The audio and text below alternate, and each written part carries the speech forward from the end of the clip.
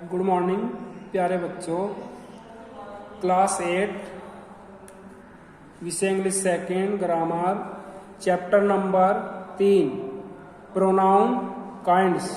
Pronoun सर्वनाम, kinds प्रकार, यानी कि सर्वनाम और सर्वनाम के प्रकार।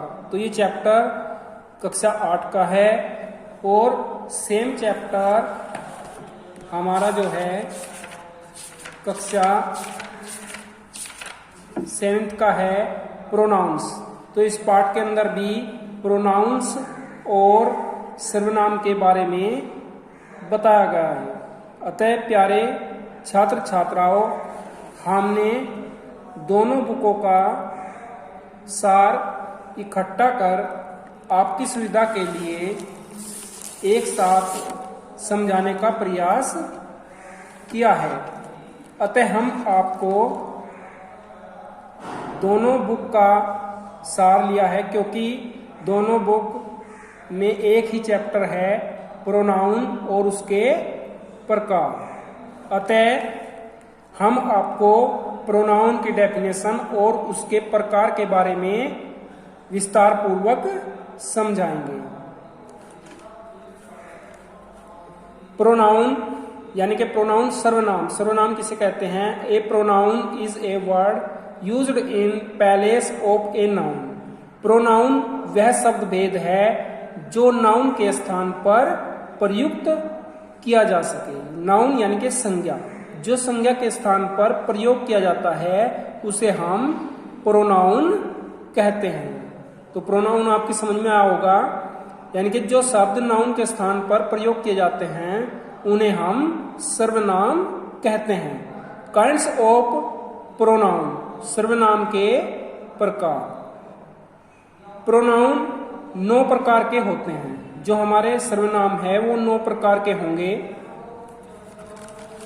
इन्हें देखिए, 9 प्रकार के जो हमारे सर्वनाम हैं उनको समझिए। नंबर 1 पर्सनल प्रोनाउन, पुरुषवाचक सर्वनाम। नंबर 2 रिफ्लेक्सिव प्रोनाउन, निजवाचक सर्वनाम। नंबर 3 इम्फेटिक प्रोनाउन, दृढ़ता सूचक सर्वनाम। नंबर 4 रिसिप्रोकल प्रोनाउन, परस्परवाचक सर्वनाम। नंबर 5 इंट्रोगेटिव प्रोनाउन, प्रश्नवाचक सर्वनाम। नंबर 6 डेमोन्स्ट्रेटिव प्रोनाउन, संकेतवाचक सर्वनाम। नंबर 7 इंडेफिनिट प्रोनाउन, अनिश्चयवाचक सर्वनाम। नंबर 8 डिस्ट्रीब्यूटिव प्रोनाउन, विभाव सूचक सर्वनाम, यानी कि विभाव सूचक सर्वनाम को हम प्रत्येक सूचक सर्वनाम भी कहते हैं। अब नंबर 1 पर्सनल प्रोनाउन, यानी कि प्रोनाउन हमारे जो है 9 प्रकार के हैं। अब इनको आप ध्यान से समझेंगे तो ये 9 के 9 सर्वनाम आपकी समझ में आ जाएंगे।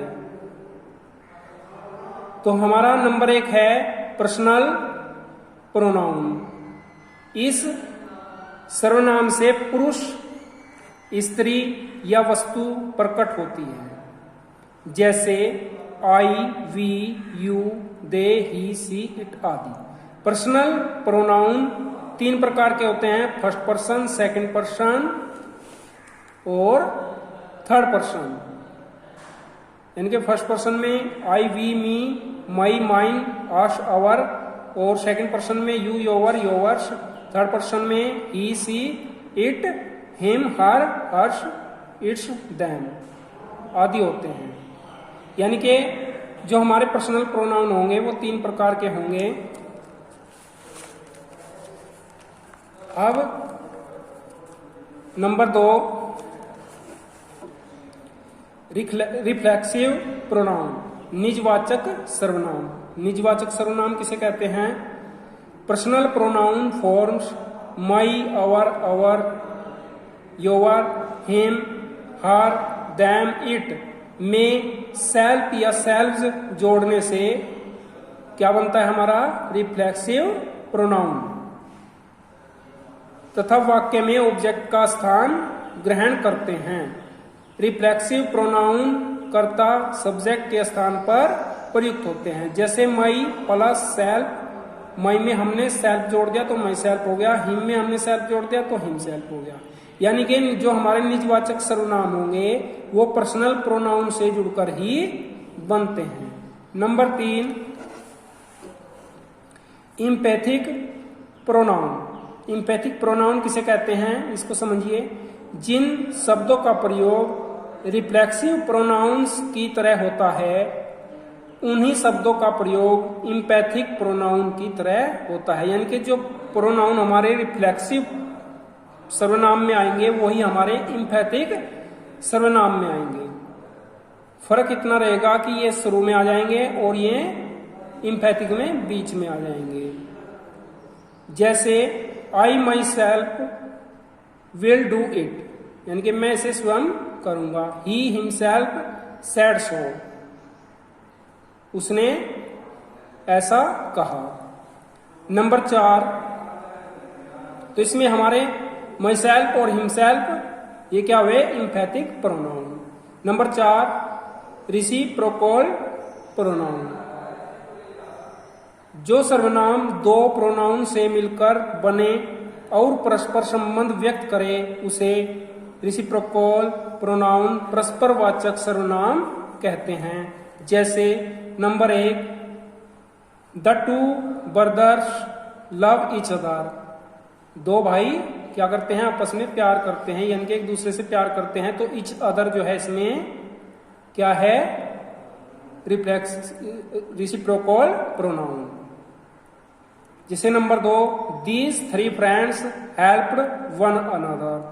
3 मित्र एक दूसरे की सहायता करते हैं। इन वाक्यों में ईच अदर और वन अनदर का प्रयोग परस्पर वाचक सर्वनाम की तरह हुआ है। यानी कि इसमें ईच अदर और वन अनदर क्या है, हमारे रिसिप्रोकल प्रोनाउन यानी कि परस्पर वाचक सर्वनाम। अब आप नंबर 5 को समझिए। नंबर 5 पर है हमारा डेमोनेस्ट्रेटिव प्रोनाउन। डेमोनेस्ट्रेटिव प्रोनाउन कहते हैं हम संकेतवाचक सर्वनाम।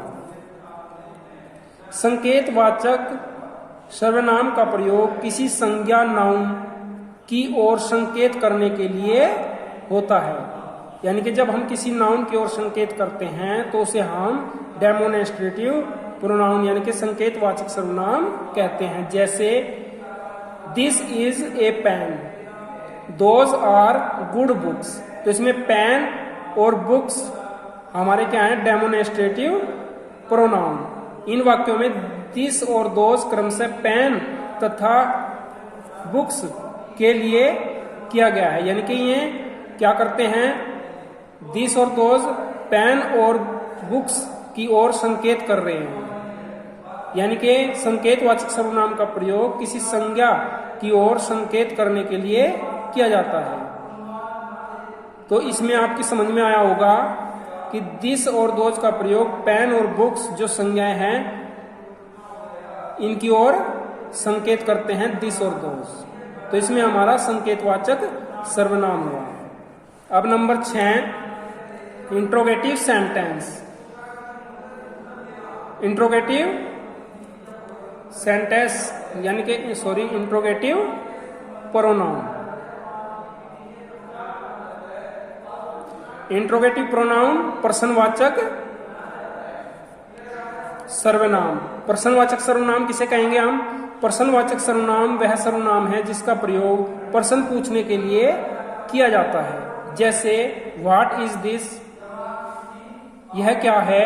हु आर यू, तुम कौन हो। तो इसमें व्हाट और हु ये क्या है, हमारे प्रश्नवाचक शब्द हैं, ठीक है, और इनका प्रयोग प्रश्न पूछने के लिए किया गया है। तो इसलिए इसमें इंट्रोगेटिव प्रोनाउन है यानी कि प्रश्नवाचक प्रोनाउन है। अब नंबर 7 पर चलिए।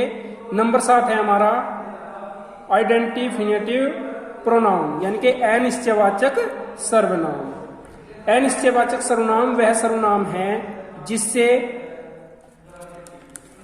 जिससे कोई निश्चित व्यक्ति या वस्तु प्रकट न हो। यानी कि जिससे कोई निश्चित व्यक्ति या वस्तु प्रकट न हो। जैसे एग्जाम्पल से समझिए, some are born great, some means कुछ, बोर्न पैदा होते हैं, ग्रेट महान, यानी कि कुछ लोग महान उत्पन्न होते हैं या महान पैदा होते हैं। Many of them were Indians, उनमें से अनेक भारतीय थे। ऑल वर ड्राउन्ड, यानी कि वो सभी डूब गए या वे सभी सबके सब डूब गए। फ्यू एस्केप्ड अनहर्ट, वे बिना चोट खाए बच गए। तो इसमें हमारा सम, मैनी, फ्यू, ऑल हमारे जो हैं ये सर्वनाम है। कौन से? आइडेंटिफिनेटिव प्रोनाउन, यानी कि अनिश्चयवाचक सर्वनाम। तो ये समझ में आ गया होगा आपकी, सम, मैनी, ऑल, फ्यू ये हमारे आइडेंटिफिनेटिव प्रोनाउन है, यानी कि ये अनिश्चयवाचक हैं जो किसी व्यक्ति या वस्तु को निश्चित रूप से प्रकट नहीं करते हैं। अब नंबर 8 पर चलिए। डिस्ट्रीब्यूटिव प्रोनाउन, विभाव सूचक सर्वनाम। विभाव सूचक सर्वनाम वह सर्वनाम है जिसका प्रयोग कुछ व्यक्तियों या वस्तुओं में से प्रत्येक के लिए किया जाए।